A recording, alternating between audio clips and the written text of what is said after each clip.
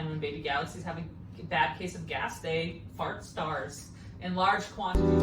Hey everyone, I'm Isabel, and today we are with Professor Chelsea. Would you like to start by sharing a bit about yourself and your research? Okay, so I'm an observational radio astronomer, and I am, generally speaking, interested in how galaxies form and evolve across cosmic time. So more specifically, I tend to study baby galaxies with a bad case of gas. And when baby galaxies have a bad case of gas, they fart stars in large quantities. So a normal galaxy, like our Milky Way, that's kind of middle-aged, it converts gas into stars at the rates of like 1 or maybe a few suns per year. But these galaxies in the early universe, they are forming stars hundreds to thousands of times faster than that. And so I really want to understand why and what kind of ends that period of rapid star formation. And so I use these observations with these radio telescopes to understand the fueling mechanism of the gas that creates all of these stars and how that eventually ends. So how did your passion in astronomy really develop? I think it kind of developed when I was quite young. My parents had a lot of these like coffee table books, like these decorative books that had a lot of really beautiful images in them. And they had all of these great, fantastically beautiful astronomical images, but then I also realized when reading them that they also answered really fundamental questions about the universe. You know, some of the most fundamental questions about like where did we come from and why are we all here and why does our universe act and look the way that it does. And I thought that was super fascinating and exciting, and like I consumed a lot of science fiction and fantasy writing and TV shows when I was a kid too. And so just the combination of those things and, you know, some encouragement from my parents who saw that I was pretty decent at math and science stuff in school too, allowed me to kind of go and pursue this as my field. Yeah. Thank you. So what are some challenges you may face as a woman in STEM? Let's see. I personally have considered myself to be quite lucky. I've had encouraging parents my entire time. I've never really had to deal with any sort of outright hostility or harassment, or even worse, that honestly a fair number of my colleagues have had to deal with as women in STEM.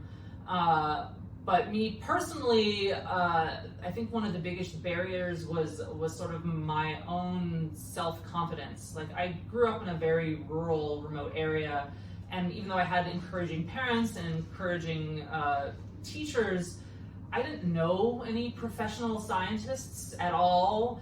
I didn't know what a career in science like really looked like, and so to me, the biggest thing was just like figuring out how do I even do this career at all if I had no idea about who came before me. So I think that was sort of my biggest stumbling block, because I just didn't have anyone to like really look up to as a woman in STEM. Like I grew up in the 90s, right? It was big girl power. And while I was chronically getting these messages of women can do everything that they want to, it was chronically also in the back of my mind, then why don't I see women doing these things? And so it took until I was much later, not until college, that I really kind of understood like feminism and the systemic barriers that women have encountered in their careers across many years.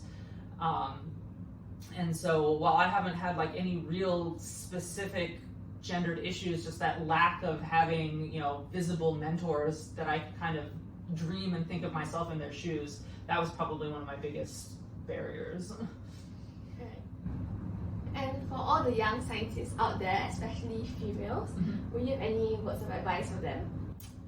I guess I would say there isn't just one way to be a scientist.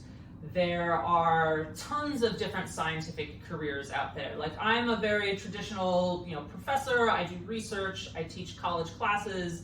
But you can still be a scientist if that's not the way you want to do it. I know fantastic scientists who work at national labs doing research. I know fantastic scientists who are really passionate about public communication, and they work for like museums and science centers, and they're still scientists too. You can also go into businesses and be an entrepreneur and start awesome like careers inventing new things. There are tons of ways to be a scientist and to contribute to the enterprise that is science that takes so much collaboration and so many different skill sets.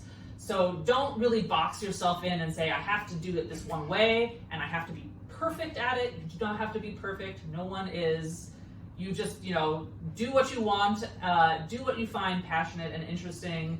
And, sometimes it's going to be hard. It's going to be hard. If these scientific questions were easy, somebody would have answered it already.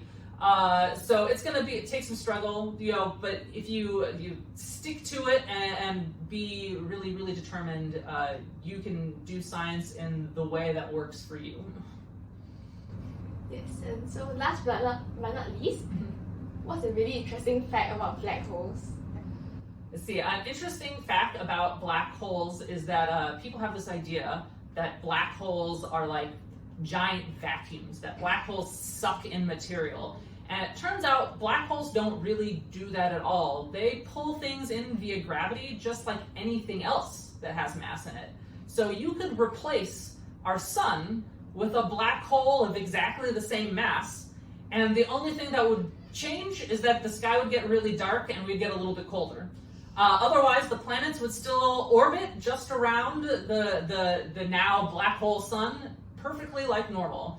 The only difference between black holes and other things that have a lot of mass is that the black holes are really concentrated on their mass, so that means there is a point at which you cannot return. But that just has to do with the distribution of mass. So they do have this special boundary that you can't get past. But otherwise, if you're outside of that boundary, it works pretty much like you're around any other object, a planet, a moon, a star. It's pretty much the same thing. Yeah, thank you so much, Professor Chelsea, for all your insights and sharings. No problem. Hi everyone, hope that you enjoyed the video. Be sure to comment if you have any thoughts or suggestions. If you'd like to catch future updates, do consider subscribing so that you don't miss out. Do look out for the next video featuring Professor Yvonne Gao, a quantum physics researcher at NUS. Thank you.